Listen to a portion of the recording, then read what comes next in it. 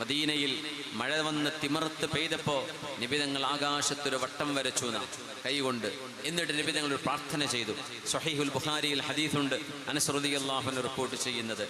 ആ പ്രാർത്ഥനയിൽ നിബിതങ്ങൾ ആകാശത്ത് വട്ടം വരച്ചിടത്തേക്ക് ആ മേഘം നീങ്ങിപ്പോയി എന്നാണ്. നമുക്കൊക്കെ ഒരുമിച്ചങ്ങ് ചൊല്ലിക്കോളൂ, അല്ലാഹുമ്മ.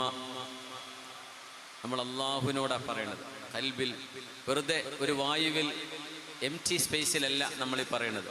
നമ്മുടെ മെല്ലെ പറയുന്നതും ഉറക്കെ പറയുന്നതും കേൾക്കുന്നവനായ അള്ളാഹു ഇത് കേൾക്കുന്നുണ്ട് എന്ന ബോധത്തിൽ തന്നെ പറയും. അല്ലാഹുമ്മ ഹവാലൈനാ